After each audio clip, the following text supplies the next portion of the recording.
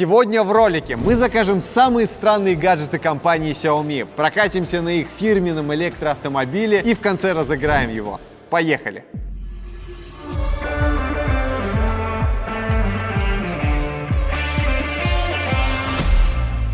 Xiaomi – уникальнейший бренд. Вы можете плохо относиться к Apple, Samsung и прочим компаниям, но я более чем уверен, что 99% людей положительно относятся к Xiaomi, потому что они что? Правильно, делают топ за свои деньги. Кстати, напиши, какой гаджет Xiaomi есть у тебя, потому что я на все 100% уверен, что он есть. Xiaomi производит просто безумное количество гаджетов, начиная от фитнес-браслетов и заканчивая электроавтомобилями. Но есть ли среди них странные или даже абсурдные товары, которые непонятно вообще для чего нужны? Это мы с вами сегодня и проверим. Итак, отправляемся на просторы интернета в поисках разной дичи. И первое, что я нашел, это сенсорная насадка на кран. Как я понял, у нас будет что-то типа крана, как в торговых центрах. Нам обещают сенсорную подачу воды, высокую автономность и даже зарядку по кабелю Type-C. Чего-чего, а кран я еще не заряжал. Добавляем в корзину. На Авито нашел вот такую интересную чашку с подогревом от Xiaomi. И их, кстати, уже сняли с производства. Видимо, народу не особо зашло. А это значит, что мы на верном пути. И главный ее прикол, что от вот этой вот подставки можно еще и телефон заряжать. Блин, звучит максимально странно, но в то же время прикольно. И именно поэтому уже пару дней назад я ее заказал. А давайте выберем что-нибудь для выживания. Вот как вам, например, тактический ремень Multitool Nextool 10 в одном. Здесь какое-то безумное количество всяких инструментов. Даже есть штифт для сим-лотка. Вы правда хотите, чтобы у меня прямо там был стропорез и перочинный ножик? Ну ладно. Заказываем. Так, что еще для похода мы можем найти? Вот это какой-то навороченный фонарик. Тоже Nextool. 12 в одном. Бешеное количество функций. Ритмичные светильники. Динамик Bluetooth. Зачем мне фонарики динамик? Можете мне, пожалуйста, сказать? Это супер странно, поэтому мы это точно берем. Как насчет массажера для глаз Midge за 8000 рублей? Много, но отдать должное, выглядит супер стильно. Прям как что-то из будущего. Скажу честно, у меня периодически устают глаза, поэтому мне невероятно интересно протестировать эту дичь. Добавляем в корзину. А вот эту дичь я, кстати, уже видел. Водяной пистолет Xiaomi за 12 тысяч рублей. Честно говоря, за такие деньги я бы мог себе позволить бутерброд не просто с хлебом, а с тоненьким слоем сливочного масла. Ну или маргарина. Ну ладно, видимо, сегодня без бутерброда. Заказываем. И, кстати, пока я далеко не ушел, я здесь видел в карточках товара электрический автоматический водяной пистолет Xiaomi за 1300 рублей. Я даже не буду дальше смотреть, что это. Просто добавляю в корзину. Будем сравнивать. Ну и куда же без самого странного гаджета Xiaomi — электроавтомобиль. Я, честно говоря, до сих пор не верю, что ребята, которые делают умные браслеты и весы, сделали полноценную тачку. 2,7 секунды до сотни, 673 лошадиные силы, это так-то дофига, и 800 километров запаса хода. Мне безумно интересно затестировать эту малютку, поэтому добавляем в корзину.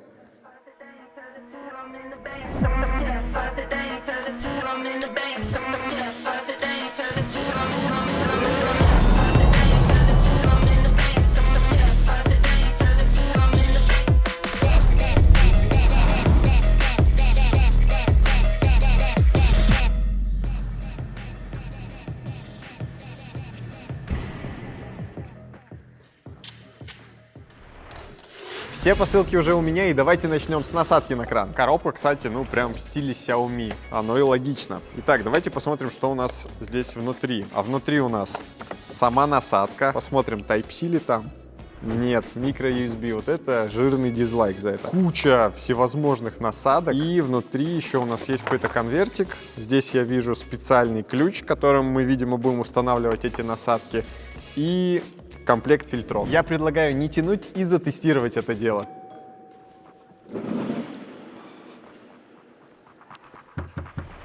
Кто это?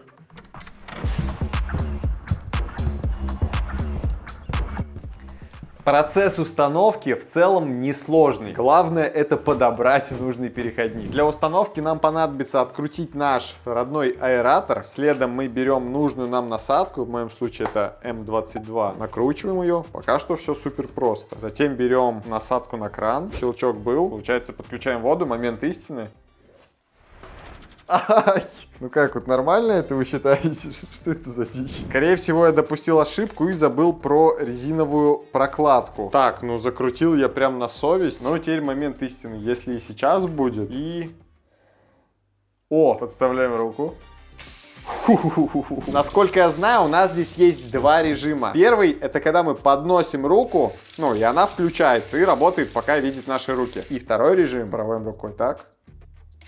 И можем спокойно делать все наши дела. Проводим рукой так, и оно выключается. В отзывах я читал, что с помощью этой штучки якобы очень удобно мыть посуду. И это нифига не так, потому что датчик у нас срабатывает только когда мы слишком высоко поднимаем тарелку наверх. А на такой высоте мыть посуду, ну это вообще неудобно. Брызги во все стороны. И я скажу больше, даже мыть руки на такой высоте некомфортно. Опять же, брызги. Но, наверное, самый главный нюанс для меня — это то, что ваш кран постоянно должен быть включен. И это вообще небезопасно. То есть вот эта конструкция у меня не вызывает уверенности, что в какой-то момент она не просечет. В общем, пару дней побаловаться, наверное, можно, но все-таки не более того.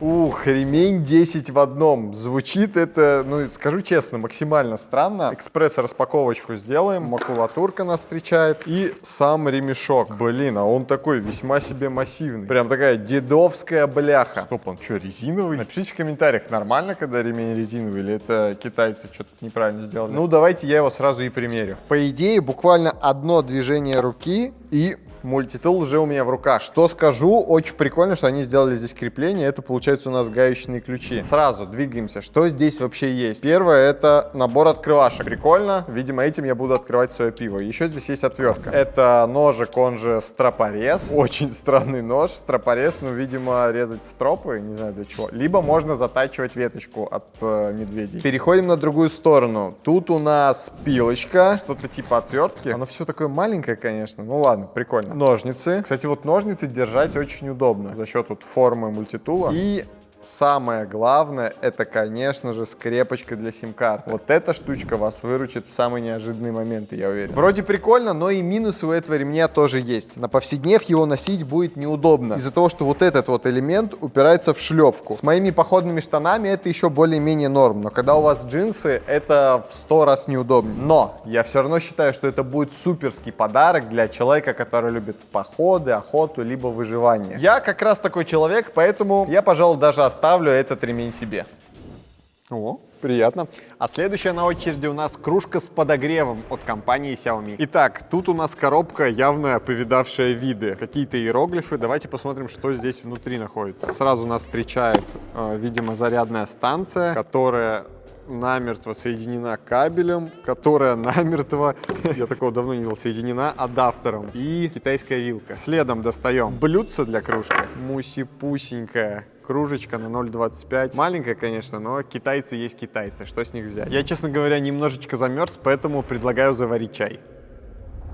Представим ситуацию. Вы заварили себе чай, а пока писали сценарий для этого видео, он уже остыл и стал не таким вкусным. Еще и телефон разрядился. Кошмар. По идее, чашка с подогревом Xiaomi должна нас выручить. Для начала давайте проверим, реально ли она заряжает телефон. Момент истины. Да, заряд пошел. Другой, конечно, вопрос, что это слабые 5 Вт, но кого это волнует? Как я понял, внутри чашки есть специальный элемент, который после контакта с беспроводной зарядкой начинает греться. Теперь берем наш остывший чай, кладем на зарядку, и теперь, по идее, оно должно начать греться. Делаем контрольный замер температуры остывшего чая, он у вас на экранах. А теперь давайте подождем 5 минут, пока чай нагреется, я его даже могу крышечкой вот этой вот. Ждем 5 минут. Итак, я подождал 5 минут, и давайте проверим температуру нашего чая. Слушай, я реально нагрелся. Прям такая температура на грани с горячим. Неплохо. 55 градусов. Слушайте, вообще неплохо. Это супер результат. Вот была бы у них чашка побольше и зарядка с новеньким протоколом Qi 2. Можно было бы оставить себе. Я думаю, я бы даже ей пользовался. Но зато теперь я понимаю, почему она продается только на Авито. Скажу сразу, я не автолюбитель. Я буду рассматривать это авто как обыватель. Внешний вид мне дико зашел. Здесь чувствуется, что дизайнеры вдохновлялись Porsche. Проскальзывает некая Panamera, согласитесь. Диски красивые, фары красивые. Суппорта желтые, яркие, брэмбовские, кстати. Я даже возьму на себя смелость и скажу, что внешне она как будто бы поинтереснее Теслы. Напишите в комментариях, что вы думаете по этому поводу. Еще один гаджет для походов, хотя он, наверное, и в хозяйстве может пригодиться, это фонарик Nextool 12 в одном. Здесь просто уйма всяких функций, но давайте начнем с классики. Включим режим фонарика. Вот так вот мы можем регулировать диаметр луча, а кнопками мы, получается, регулируем мощность. Кстати, светит весьма себе мощно. Также мы можем светить разными цветами, например, красным, зеленым и синим. Это необычно. Ну а теперь начинается самое интересное. У фонарика есть встроенные магниты, и благодаря этому вы можете прикрепить его буквально куда угодно и включить аварийный свет, белый либо красный. Есть даже, кстати, мигающий режим. Тут есть даже крепление под штатив. По сути, если вы фотограф или видеограф, можете включить цветной свет, либо обычный фонарик и приспособить его под съемки. Еще здесь есть режим лава-лампы, когда фонарик красиво переливается, и режим света музыки, когда фонарик мигает в бит. Как они все это запихнули сюда? К такому вы еще не готовы, но это еще и Bluetooth колонка. Что за дичь? Я пользовался этой колонкой, когда ходил на поиски 16-го айфона, который я запускал в космос. И улыбка в тот момент с моего лица, ну, просто не спадала. Поэтому за эту функцию я ставлю жирный лайк. А еще тут есть USB-порт, через который можно зарядить свой телефон. То есть это Powerbank. Ну и напоследок включим режим тревоги.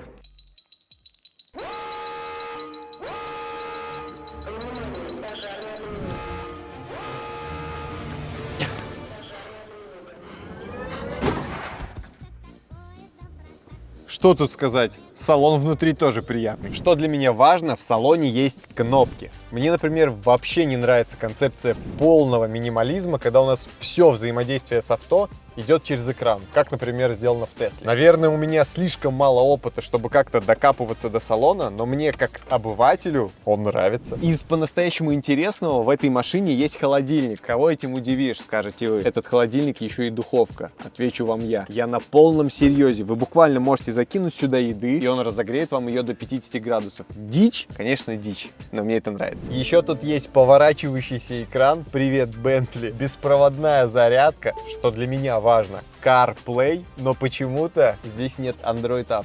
Андроеды, что с лицом? От этого гаджета у меня большие ожидания. Массажная маска для глаз Xiaomi Mijia Smart Eye Массажер. Мне было трудно, но я выговорил это. Тут уже, конечно, чувствуется, что товар не из дешевых. Плотная коробка. С ней, кстати, в комплекте шел фирменный пакет Mijia. Ну, наверное, для того, чтобы было удобно кому-то эту маску подарить. Итак, распаковываем. Открывается она прям в стиле айфона. Ладно, iPhone быстрее открывается. Та-да! Ну не будем томить, здесь, очевидно, провод лежит. Ну ладно, давайте посмотрим, может там что-то интересное еще есть. И здесь, я ошибся, здесь внутри у нас не провод, а чехол для маски. А, внутри провод. Слушайте, ну это прям что-то на богатом. Ну, скажу сразу, выглядит она прям дорого-богато. Как будто бы очень качественно сделано. Вот разъем Type-C. Даже какая-то имитация под кожу есть. Что-то типа искусственной кожи. Блин, прикольно. Мне хочется поскорее ее затестировать.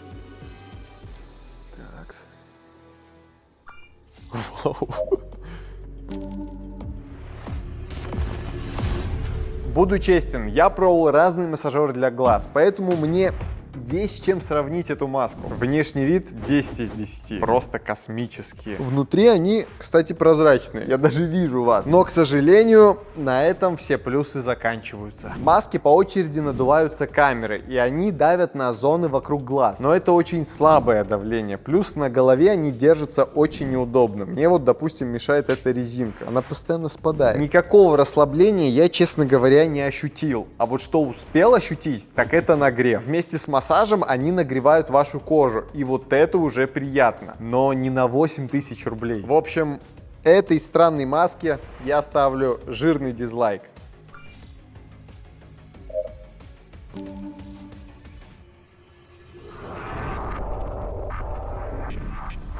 Знаете, я не буду рассказывать вам про зарядку, запас хода, динамику и так далее. Самое интересное для меня прямо сейчас, это, конечно же, прочувствовать вот это супер ускорение. Потому что 2,7 до сотни, ну я не знаю, это уровень суперкаров уже какой-то. Так, я готов. Прожимаю кнопку Boost. Космический режим. 3, 2, 1. Ух, ёптись! Ух! Это что за скачок был? Я прям не ожидал. Это очень неожиданно было. Даже стыдно как-то. Ну вот это пинок был, да? А вот и электрический водяной пистолет от Xiaomi. Не знаю, меня почему-то испытывает какое-то детское предвкушение. Вы просто посмотрите, очень стилевая коробка. Давайте ее поскорее распакуем. Такс. Та-дам! Ага, а внутри все на самом деле куда проще. Я уже чувствую, что он весьма себе нелегкий. Даже тяжело держать. Там, если что, только провода внутри остались. Во-первых, очень тяжелый. Ну, для меня он весьма тяжелый. Одной рукой держать прям надо напрягаться. Ну, это что за космический бластер такой? Что заметил? Кнопка включения, разъем Type-C у нас здесь есть, какой-то дисплей. Ладно, я видел обзорчики. В целом я понимаю, что этот пистолет может, но, сами понимаете, вживую его испытать — это совершенно другие эмоции. Все, ничего не знаю, я пошел его тестировать. Огонь! Вы уж извините, но на улице сейчас слишком холодно для таких вот водных перестрелок. Поэтому мы затестим пистолет в манеже. Итак, первым делом окунаем пистолет в воду и нажимаем курок вперед. Прямо сейчас он начал запитываться водой. Кушай, мой хороший, кушай. И сейчас наш пистолет якобы заряжен. Давайте его возьмем в руку. Вот это так и должно быть. Скажу так, теперь пистолет держать еще сложнее. Но давайте сделаем пару пробных выстрелов. Вау, стреляет довольно-таки мощно. Итак, какие же режимы есть у пистолета? Бач, ты же не собираешься в меня стрелять? Ай! Так, у нас есть режим одиночной стрельбы. Ай! Также есть стрельба очередью и стрельба мега-выстрелом, когда мы зажимаем курок, и он делает... Ауч! Вот это было больно. Ай! Сейчас я отошел на 10 метров. Долетит ли выстрел? Долетел. Кстати, мы же еще купили пистолет за 1000 рублей. Ну, выглядит он, если можно своими словами, максимально галимо. Ну, может, он также работает. Пробуем набрать. Что-то там вроде набирается даже. Принцип, кстати, такой же. Так, вроде набрался. Что-то я не уверен, что так должно быть. Ты понимаешь, из аккумулятора вода течет. О, работает. Понятно. Давайте я его выкину.